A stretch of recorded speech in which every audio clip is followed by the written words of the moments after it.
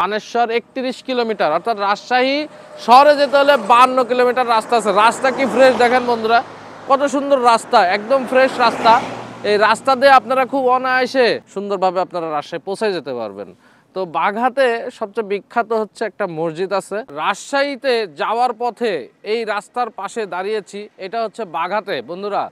এই যে ডান পাশে আম বাগান রয়েছে, অনেক সুন্দর সুন্দর আম বাগান। এখানে বাঘা কিন্তু আমের জন্য অনেক বিখ্যাত, অনেক বিখ্যাত বাঘা আমের জন্য। এই যে আমার চারপাশে কিন্তু খালি আম বাগান। এখান থেকে চালু হয়েছে নাটোর জেলা, নাটোর জেলার ওই পাশে চালু হয়েছে পাবনা। আমরা এইভাবে একটার পর একটা জেলা অতিক্রম করতেছি। এইখানে যে আম বাগানগুলো রয়েছে, এটা কিন্তু ভাই মানে আপনারা জানেনই রাজশাহীর আম, বিখ্যাত আম। রাজশাহীর আম বলতে কিন্তু চাঁপাইনবাবগঞ্জ আর বাঘা চারঘাট এই এলাকার আমগুলাই বিখ্যাত।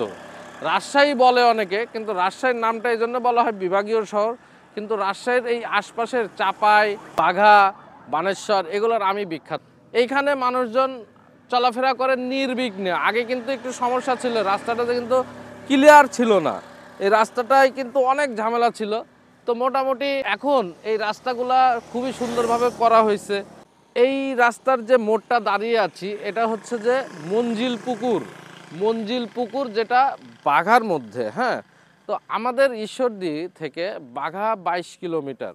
সো হ্যালো বন্ধুরা, welcome to my another new blogs. আর আজকের ব্লগে আমি তোমাদেরকে দেখাবো ঈশ্বরদী থেকে রাজশাহীর হাইওয়ে রোডে কিভাবে আমি রাজশাহীর উদ্দেশ্যে রওনা হলাম। সো বন্ধুরা, আজকের এই ব্লগটিতে দেখাবো ঈশ্বরদী টু রাজশাহীর যে রাস্তা, যে হাইওয়ে, সেই হাইওয়েটি কত সুন্দর এবং নতুন একটি হাইওয়ে। এই হাইওয়েতে অনেক গাড়ি যাতায়াত করে। নতুন হাইওয়ে হওয়ায় এখানে গাড়ির স্পিডের মাত্রা অনেক বেশি থাকে। তাই বলবো বন্ধুরা, এই হাইওয়েতে যখন আপনারা চলাফেরা করবেন, তখন অবশ্যই আপনাদের গাড়ির স্পিডের মাত্রা কমিয়ে রাখবেন, কারণ এই যত সুন্দর রাস্তা তত স্পিড হয়ে যায়, আর যত স্পিড ততই আমাদের ঝুঁকি বেড়ে যায়। বন্ধুরা, এখন দেখতে পাচ্ছি আমি লালপুর বাজার পার হচ্ছে, এবং এই লালপুর বাজারটি ঈশ্বরদী থেকে মাত্র ১৩ কিলোমিটার দূরে। আর এই লালপুর বাজারে একসময় রাস্তা অনেক ভাঙা ছিল, এখন রাস্তাগুলো দেখতে পাচ্ছ যে অনেক সুন্দর হয়ে গেছে। এই লালপুরের বিখ্যাত কি কেউ কি বলতে পারবেন? কমেন্টের মাধ্যমে অবশ্যই জানাবেন। আমার মতে লালপুরের বিখ্যাত হচ্ছে